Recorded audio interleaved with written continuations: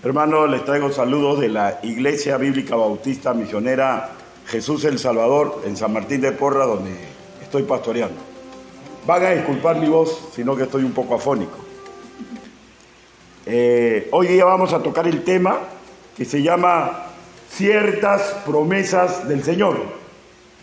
Ahora, en el ajetreo cotidiano de nuestra vida, muchas veces parecemos como si estuviéramos en una guerra, porque tenemos muchas presiones. Y cuando vienen esos embates del mundo, muchas veces no reaccionamos como nosotros desearíamos reaccionar y nos desilusionamos. Por ejemplo, problemas en el trabajo, en el hogar, y por naturaleza uno se deprime. Pese a que uno puede ser una persona madura, pese a que uno puede ser una persona que tiene una muy buena estabilidad emocional, pero definitivamente cuando parece que las cosas no podemos manejarlas, nos desilusionamos. Ahora, el problema radica en nosotros los creyentes, cuando venimos a Cristo y no comprendemos exactamente las promesas que Cristo nos ha dado. Y cuando no comprendemos las promesas que Cristo nos ha dado, muchas veces en vez de componernos, estamos pidiendo un sueño que es prácticamente un imposible, porque pensamos que Dios lo va a hacer.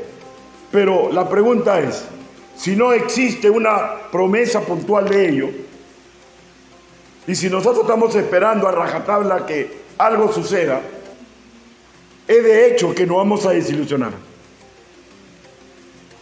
Y cuando un creyente vive desilusionado de lo que él pensaba que era la promesa de Dios, no solamente decae, sino decae su trabajo y comienza a decaer su relación con Cristo. Vayamos por favor a las Escrituras. Isaías, capítulo 41, versículo 10.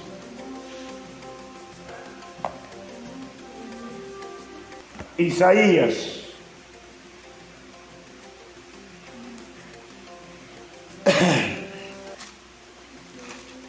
Versículo 41. Capítulo 41, versículo 10. Puesto de pie, por favor.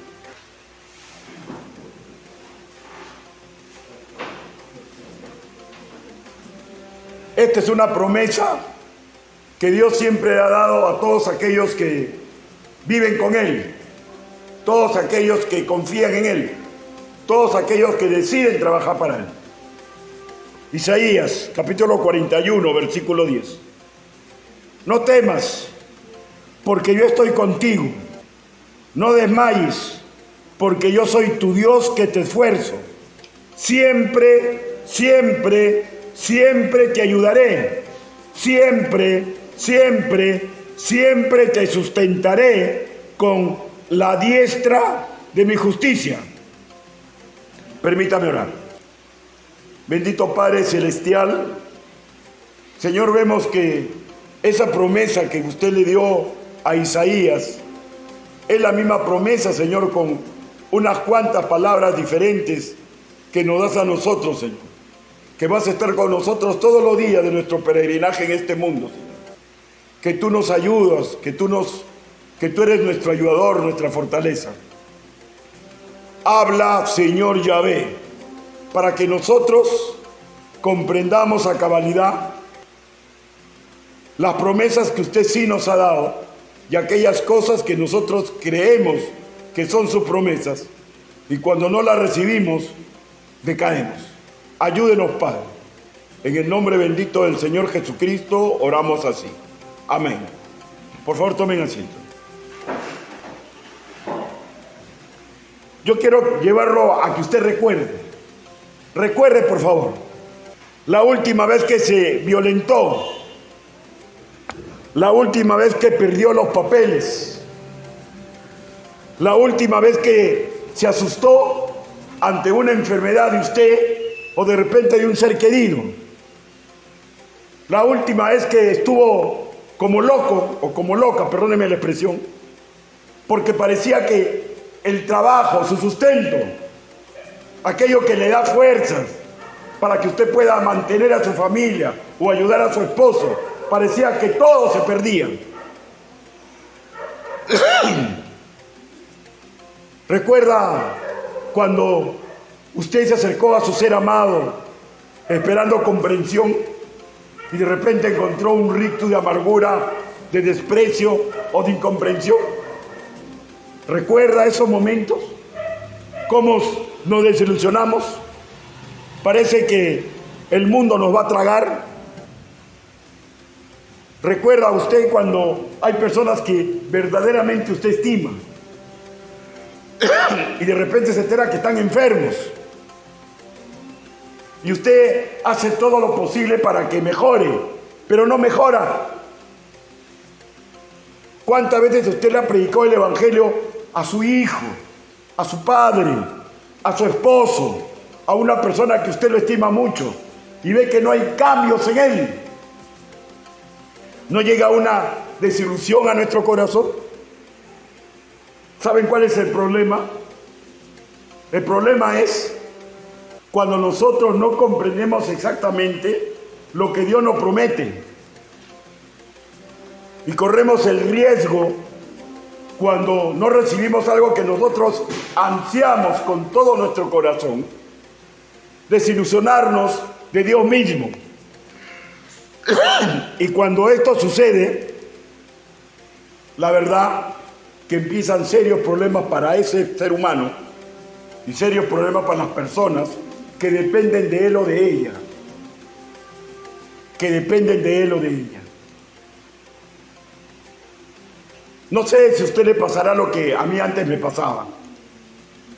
Cuando yo tenía problemas, cuando yo recién comencé a congregar, yo veía a mi pastor y veía a mi superhéroe. Y yo decía, ¿no? Esa vez que metí la pata en el colegio de mis hijos, esa vez que me porté mal con el ciudadano, esa vez que me porté mal con mi esposa, esa vez que fui violento en el carro, yo decía, si hubiera estado acá mi pastor, eso no hubiera pasado. ¿Y saben por qué? Porque un pastor le transmite esperanza, paz, sosiego. Usted lo ve al lado del pastor y lo piensa 2 veces para portarse mal. Y usted ve al lado al pastor y cuando tiene un dolor en el alma, está seguro que esa persona la va a ayudar. Pero pregunto, ¿quién puede tener un pastor humano las 24 horas del día? El pastor humano o la persona que usted confía es para momentos, solamente momentos, que son como gotas de agua que caen en un océano de su tiempo. Y es imposible estar con una persona físicamente para que lo pueda ayudar, consolar, darle fuerzas. Pero yo pensaba así, ¿no? ¿Cómo me gustaría que poder ir a todos sitios con mi pastor? Ahora, el problema radica es que nosotros somos seres que estamos acostumbrados a ver para creer, porque hay un ser todopoderoso que es puro amor, que fue a la cruz del Calvario por usted y por mi persona, que nos ha hecho esa promesa: no desmayes, yo estoy contigo todos los días hasta el final de tu peregrinaje en este mundo. Pero por el hecho de que no lo vemos, muchas veces pensamos que estamos luchando solos. Y muchas veces tenemos unas ideas preconcebidas de cómo Él nos debe ayudar. Y cuando no escuchamos, no vemos esa ayuda y no vemos que la persona que se supone que nos va a ayudar nos conteste directamente por qué nos ayuda. Pensamos que estamos solos, pensamos que estamos abandonados, pensamos que el mundo nos va a vencer. y comienzan las desilusiones en el ser humano. Pero debemos comprender exactamente la promesa que Dios nos da para no tergiversar. Por ejemplo, a Abraham se le prometió ser padre de multitudes de naciones. Pregunto, ¿qué hombre tiene promesa que va a ser padre de familia? ¿Qué mujer tiene promesa que va a ser madre de familia? Esa promesa que va a ser de multitud es Abraham. A David se le prometió, cuando fue ungido con el aceite, de que él sería rey de Israel. Pregunto, ¿a quién de nosotros se nos ha prometido que vamos a terminar nuestra carrera? ¿A quién se nos ha prometido que vamos a ingresar a la universidad? ¿A quién se nos ha prometido que vamos a tener un buen trabajo? El trabajo que usted desea tener. ¿Hay acaso promesa en la Biblia de eso? A Salomón se le prometió que iba a ser el hombre más sabio del mundo. Y ahí sí hay promesa para nosotros. Porque usted y mi persona podemos crecer en sabiduría. ¿Qué es sabiduría? Sabiduría son las acciones prácticas que hacemos guiados por la mente de Dios. Se nos promete que podemos ser sabios si nosotros aceptamos ser educados mediante la palabra de Dios. Pero dense cuenta que es una promesa condicional. ¿Condicional a qué? A que nosotros nos dejemos formar. A Salomón se le entregó ser el hombre más sabio. Y él tenía una sabiduría tremenda, que era conocido en todo el Oriente. Pero, ¿qué hizo Salomón? Se enredó con un sinnúmero de mujeres. Comenzó a descender de la santidad que a Dios le interesa que tenga. Y comenzó el hombre más sabio del mundo a hacer tonterías y media. A tal punto que dejó de adorar a Dios y comenzó a adorar a estatuas y a muñequitos de cera. O sea, esa promesa que puede ser nuestra, ya, está condicionada a que yo no solamente aprenda, sino que tome la decisión de hacer como dice la palabra del Señor. Por la verdad que fuera de esta promesa que podría ser también para nosotros, con la misma dificultad, hay promesas que no son para nosotros. Hay promesas que son particulares para ciertos hombres y mujeres en la Biblia. ¿Y cuál es la regla de oro cuando le pedimos algo a Dios? La regla de oro es, Señor, todo se haga de acuerdo a tu voluntad. ¿Dónde está en las Escrituras, repito, que es imposible que perdamos trabajo? ¿Dónde está en las Escrituras, hablando del contexto histórico de ustedes, que el río de la leche ya no va a salir? ¿Dónde está en las Escrituras que vamos a tener autoridades que hagan lo correcto? ¿Dónde? Porque la verdad, hermanos míos, podemos ser víctimas de robos, de estafas, pueden amenazarnos, ridiculizarnos, podemos tener un sinnúmero de problemas, pero la Biblia no tiene ni una sola promesa de que no vamos a tener problemas en este mundo. Es más, una de las promesas de Dios es que vamos a tener tribulaciones, pero el Señor mediante innumerables pasajes bíblicos, nos dice lo mismo: esfuérzate y sé valiente, que yo estoy contigo. Y la Biblia nos dice que Él quiere que nosotros lo sintamos, que es nuestro pastor. Nos dice que cuando nosotros nos acerquemos a Él, nada nos va a faltar. Y es bueno creer eso, pero es malo tergiversarlo. Ciertos teólogos hablan que hay cerca de 41 promesas para el creyente. Promesas que van desde bendiciones temporales, promesas que van de tener paz, fortaleza, promesa de que nos va a entregar dones espirituales, promesa que nos ha hecho familia de Dios, promesa que después de la muerte vamos a vivir eternamente con Él, promesa que debemos tener seguridad de salvación. Pero repito, no hay ni una sola promesa bíblica que vamos a dejar de sufrir, de llorar, de pagar las consecuencias de nuestros errores, de sufrir la partida de nuestros seres queridos, de por ciertos momentos o circunstancias de la vida tener hambre. No hay promesa de que no vamos a ser robados, estafados. ¿Por qué? Porque esto es parte de la vida.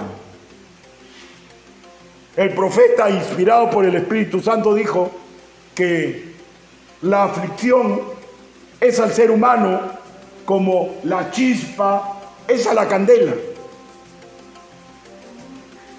El salmista, escuchen por favor lo que él dijo: en el mar fue tu camino, y tus sendas en las muchas aguas, y tus pisadas no fueron conocidas.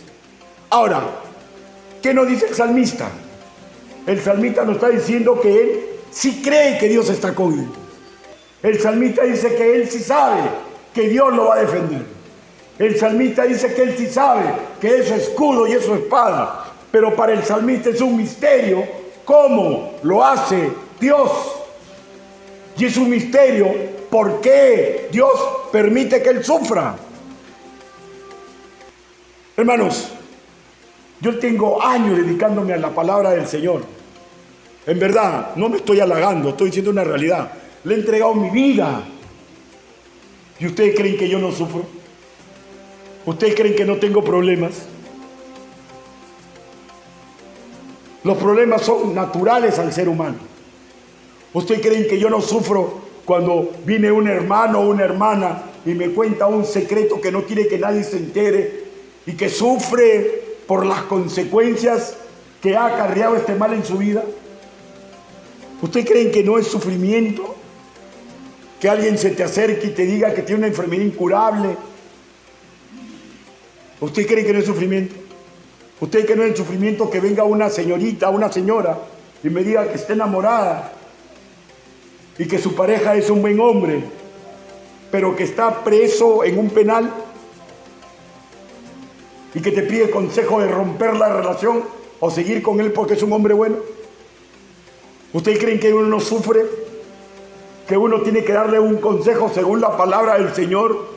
Y sabemos que un consejo según la palabra del Señor a veces va a traer sufrimiento al ser humano. Todos sufrimos. Pero vuelvo a repetir, ¿dónde está la promesa en la Biblia de que el creyente que empuja el carro de la gran comisión no va a sufrir? Las promesas que Dios nos da es para tener paz en medio de los problemas. La promesa que Dios nos da es que cuando hay problemas que parece que uno vive desilusionado, de repente Él va a proveer una mano amiga que se te acerque y de la nada te ayude. Y no piensen, por favor, que esas cosas son casualidades. Eso es la mano de Dios que en medio de tus problemas Él se hace presente. Yo no conozco ningún creyente que haya tenido un serio problema y haya tenido cero tipo de ayuda. Porque Dios no ha dejado de ser el soberano. Dios maneja tronos, Dios maneja gobiernos, Dios maneja corazones de hombres impíos, Dios maneja el corazón de cualquier ser humano, Dios maneja a cualquier persona cuando Él quiere que haga algo para su gloria y en beneficio de un creyente. O dígame, ¿o nunca ha gozado que una persona que usted no daba ni un sol la ayudaba? Hay personas que ayudan y no piensen que esas personas ayudan porque son buenitos. Es el Espíritu de Dios que maneja los hilos del universo para que usted comprenda que Dios no nos ha abandonado, que su promesa de que Él está con nosotros es perenne. Pero nosotros como hijos de Dios debemos aprender, al igual que Él, de no prometer algo que nosotros no podemos cumplir, porque no hay promesa puntual de Dios que va a hacer. Yo recuerdo mucho cuando yo era policía y en una de las reuniones que teníamos en la policía había una persona que subía con muletas y le imponían las manos y le decían que el Señor te va a curar, el Señor te va a curar. Aleluya, aleluya. Y después el hombre regresaba con sus muletas a su sitio. Y pasaba un tiempo y nuevamente y nuevamente. Y yo le dije, ustedes están jugando con el poder de Dios. Porque ¿dónde hay promesa que Dios te va a curar en un culto? Si Dios desea, porque yo he visto milagros, te cura dentro, antes o después de un culto. Él no está suscrito a lo que desea el ser humano. El culto es para darle gloria a Dios de principio a fin. Y si nosotros queremos que Dios cure a una persona, oremos por él, por ella, y esperemos que Dios lo haga en su tiempo si Él desea. No podemos vivir dando promesas que no son.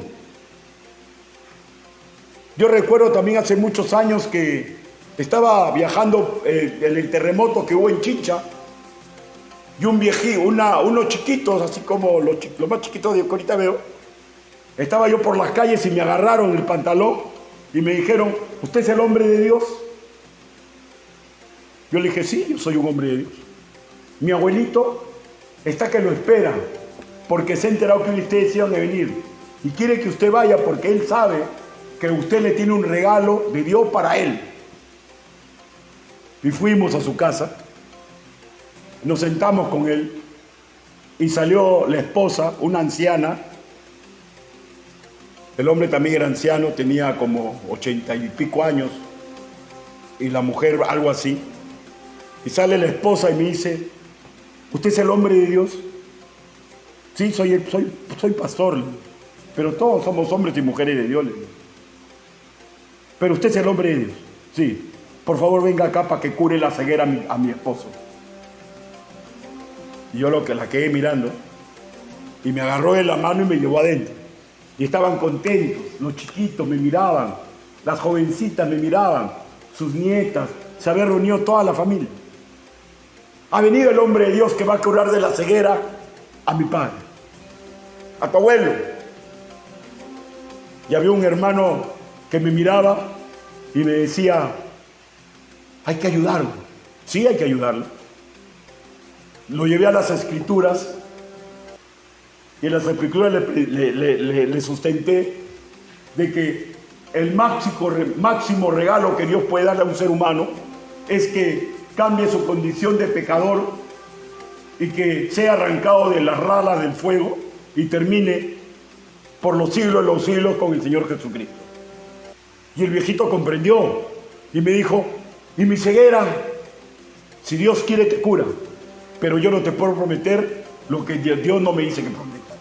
Lo que yo sí te puedo prometer, que si tú aceptas a Jesucristo como tu Señor y Salvador personal, cuando al final de tus tiempos, cuando tú cierres tus ojos, tú te vas a ir a la presencia de Dios. Y en el tiempo que Dios decida, cuando toque la trompeta, tú vas a ser como todos nosotros, si ya estamos muertos, vamos a ser reconstruidos en un cuerpo sin ningún defecto. Y en ese momento vas a tener vista, vas a tener salud, vas a tener cero basura espiritual, cero traumas, vas a ser un hombre a imagen y semejanza del Señor Jesucristo. Esa es la promesa que te puedo dar. Pero en este mundo yo no te puedo dar ninguna promesa de que vas a volver a mí. Y yo recuerdo que cuando terminaba de dar mis palabras, su esposa lloraba, sus nietos y sus hijos lloraban. Y él me agarró y me dijo, no te vayas, que yo quiero que esa promesa sea parte de mi vida. Y el viejito recibió a Cristo. Y muchos de sus familiares recibieron a Cristo. Y yo partí y no sé qué más pasó con el viejito. Pero, ¿a qué voy? Que nosotros no podemos prometer lo que no hay promesa en la Biblia. Nosotros podemos prometer lo que Dios con suma claridad ha prometido que va a ocurrir. Cuando la Biblia dice, sé salvo tú y tu casa, la promesa no significa que porque yo soy salvo, todos los de mi casa van a ser salvos. La promesa implica que me está dando a mí la capacidad, la responsabilidad, el privilegio de imitar a Cristo para que los que viven en mi casa sean golpeados por ese testimonio de vida cambiada, para que ellos también tengan la oportunidad de recibir a Cristo como su Señor y Salvador, porque la salvación no es transmutada de padres a hijos, ni de abuelos a nietos. La salvación es una decisión personal.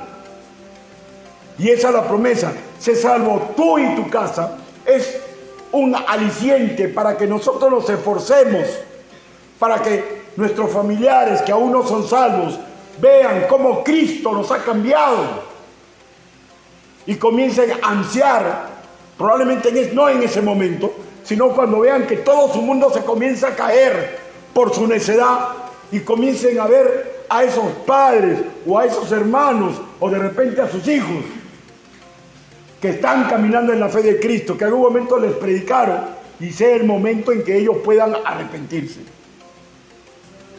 No hay que tergiversar las promesas de Dios, porque cuando tergiversamos las promesas de Dios y no ocurre como nosotros queremos que ocurra, le echamos la culpa a Dios y nos alejamos de Él. Y al alejarnos de Dios, somos una piedra amarga para toda nuestra familia, porque no era que nosotros éramos los seguidores de Cristo, y el seguidor de Cristo cuando se aleja causa un terremoto a su alrededor. Nosotros simplemente debemos cuidar nuestra relación con Dios. Y voy a hablarle de dos promesas puntuales. La primera, paz del Señor. En toda época, la paz es un don preciado. Pero la paz que nos da Dios no tiene nada que ver con la paz que nos promete el mundo. La paz que nosotros, influenciados con las ideas del mundo, creemos que son las situaciones que nos tienen que dar paz. Por ejemplo, yo tengo paz si paso el ciclo en la universidad. Yo tengo paz si tengo el dinero para mantener a mi familia. Yo tengo paz si voy al doctor y me dice que los resultados han sido negativos. Yo tengo paz si mi mujer me trata bien, ¿no? Yo tengo paz si mi esposo se comporta bien. Yo tengo paz si mis hijos se comportan bien. Yo tengo paz, y dense cuenta que esa paz del mundo se relaciona con agentes externos a nosotros. Pero Yo le hago una pregunta y no me responda visiblemente, sino piense. ¿Usted puede cambiar un solo cabello, un solo pelo de su cabello? ¿Usted puede evitar que le salga un solo surco en su rostro? ¿Usted puede obligar a una persona que no lo despida? ¿Usted puede obligar a su esposo que se porte bien? ¿Podemos obligar a nuestros hijos que se porten bien? Sí, no. Porque lo podrás fajar, pero no puedes estar con él las 24 horas del día. Entonces, la paz que promete Dios no tiene nada que ver con las circunstancias que nos rodean. La paz que promete Dios está relacionada cuando el hombre o la mujer recibe a Cristo como su Señor y Salvador personal. Y al recibir a Cristo como su Salvador y Salvador personal, hace paz con Dios. Y al tener paz con Dios, sabe la persona, porque tiene que ser discipulada, comienza a comprender que es una paz que le trae el máximo beneficio. ¿Y cuál es el máximo beneficio que trae la paz con Dios? Que estoy con la plena seguridad que el día que me muera me voy a ir a su presencia y va a ser el final de todo sufrimiento para mí y de todo sufrimiento de las personas que me acompañan. ¿Y qué es lo que posibilita esta paz con Dios? Que vamos a tener en nuestro yo, en nuestra mente, en nuestro corazón, el amor de Dios que nos va a capacitar para poder imitar a Cristo y tener una fuerza moral, una fuerza emotiva que antes no teníamos. Por eso que la Biblia dice que los jóvenes se desilusionan, pero que los viejos siguen a Dios. ¿Y por qué viene este verso? Porque generalmente los jóvenes confían en sus fuerzas. Y cuando el hombre sabio se da cuenta que su fuerza se le escapa, entonces comienza a confiar en Dios. Y no es necesario ser viejo para ser sabio. Los jóvenes, con todas sus fuerzas, deberían comprender que no hay mejor estado que ser sirviente de Dios. Y nosotros, los que ya nos faltan fuerza, comprender que podemos renovarnos como las águilas. Porque Dios es el que ha muerto en la cruz del Calvario para darnos posibilidad de tener paz en este mundo. ¿Usted tiene miedo cuando entabla alguna situación? Pues le voy a decir, yo también.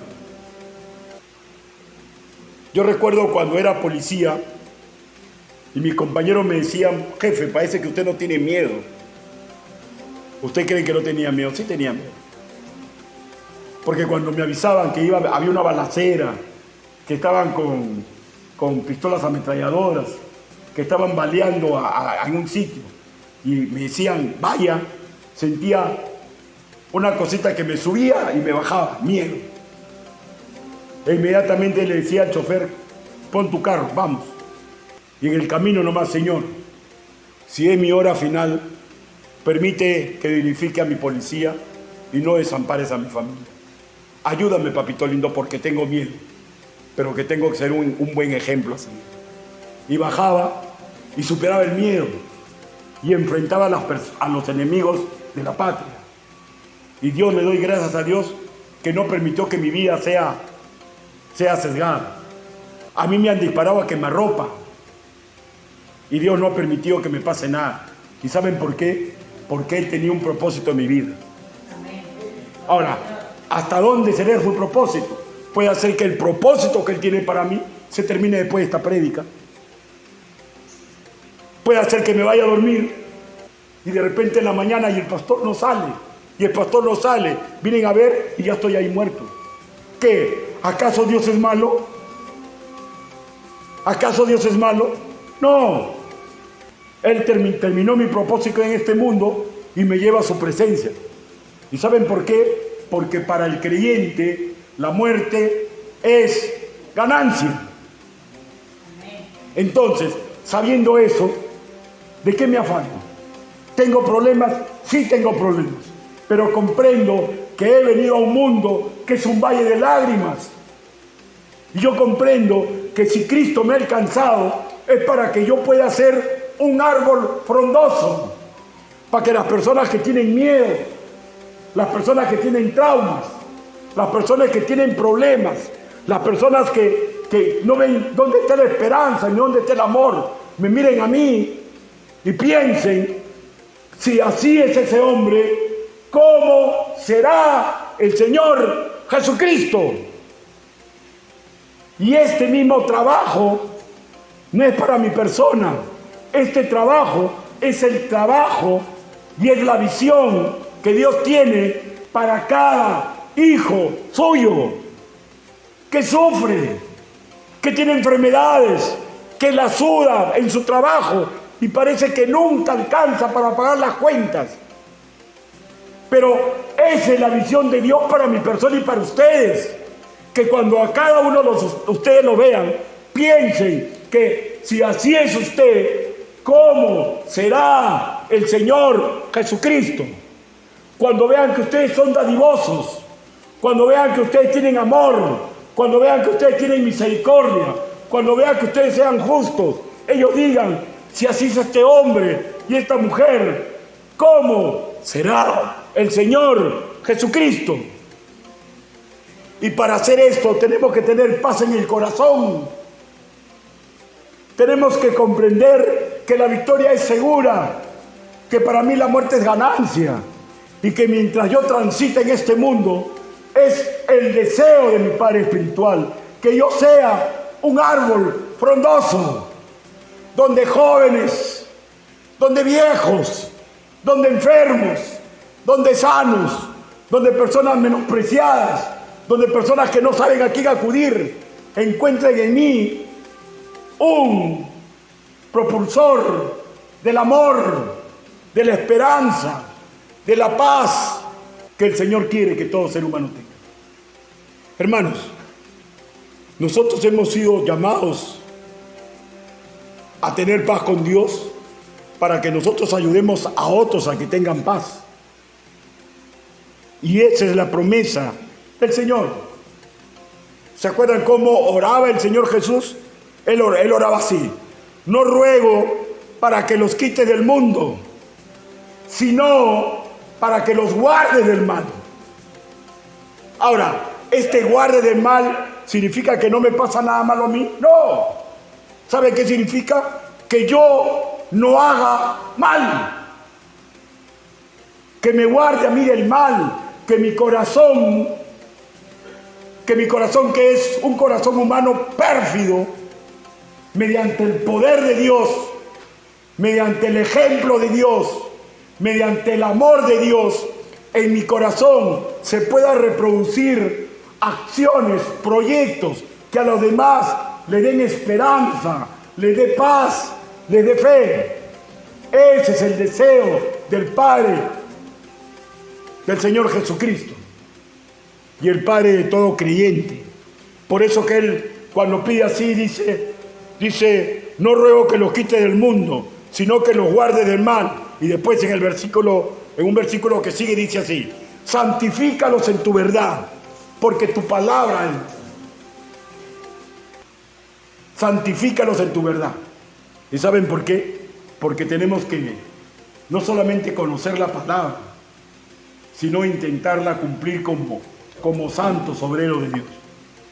Hermanos, yo les aseguro, Cristo está aquí. Yo les aseguro, donde yo camine, así sea en valle de sombra de muerte, Dios estará conmigo. Y su vara y su cayado están conmigo. Y Él adereza mesa delante de mí en presencia de aquellos que me angustian. Porque Dios no es hijo de hombre para incumplir su promesa. Lo que pasa es que muchas veces nosotros, vuelvo a repetir, queremos ver, queremos oler, queremos tocar, y Dios no es así. Bienaventurados los que sin ver creen. ¿Y saben para quién es esa promesa? Exactamente para la iglesia. Porque los apóstoles, antes de ser apóstoles, los judíos que lo rechazaron, ya, todos lo vieron, pero no creyeron en él. ¿Usted ha visto al Señor Jesucristo? No, pero hemos creído. Y el Señor dice, bienaventurados ustedes que sin ver creen. Y quiere que nosotros ayudemos a los demás a que también sean bienaventurados. Les he entregado un papelito donde dice 41 promesas de Dios. Y en ninguna de esas usted va a encontrar que va a tener plata, que no va a tener enfermedad, que su ser querido no va a morir, que no lo van a robar. No, son promesas para que usted crezca, para que usted se parezca al Señor Jesucristo, para que usted se vuelva un árbol frondoso, donde su esposa, donde sus hijos, o de repente si usted es la creyente, donde sus padres encuentren sombra. ¿Usted sabe lo que significa un árbol? Un árbol es un sitio en el bosque donde los pajaritos descansan, donde las hormigas encuentran alimento, donde el hombre agobiado descansa debajo de su sombra, donde el hombre que está un poquito descontrolado se pone debajo de él y el susurrar de las hojas le da tranquilidad y ese frescor renueva su alma. Y Dios quiere que cada creyente sea un árbol frondoso. Y es posible. ¿Y saben por qué? Porque hemos sido sembrados en el agua del Evangelio. Y sí podemos hacerlo. Por favor, la máxima promesa que Dios nos ha dado es que vamos a tener vida eterna. Para el final y para el hoy, la máxima promesa que Dios nos ha dado es que pese a todos mis errores, pese a todas mis falencias, yo me puedo parecer al Señor Jesucristo. Y no es una promesa para mí, es una promesa para toda la iglesia. Inclinen su rostro, vamos a orar. Bendito Padre Celestial, gracias Señor, porque Señor, usted nos ha marcado un camino perfecto, en el cual Señor nosotros no tenemos que hacer nada para ser salvos, porque usted ya hizo todo el trabajo en la cruz del Calvario. Señor, y nos ha entregado su amor de tal forma para que nosotros podamos imitarlo. Ayúdenos, Padre, para que lo imitemos. Ayúdenos, Padre, para que podamos ser árbol frondoso para nuestros padres si están vivos, para nuestros hijos si aún viven con nosotros, para nuestros hijos así vivan en otro lado, para las personas que sufren, para los vecinos, para las personas que trabajan con nosotros, para las personas por las cuales trabajamos. Ayúdenos, Padre, para que seamos de bendición, para que las personas cuando nos vean nos reconozcan, Señor, como seguidores de Cristo. Así le pedimos, así le rogamos, en el nombre bendito del Señor Jesucristo. Amén. Dios lo bendiga.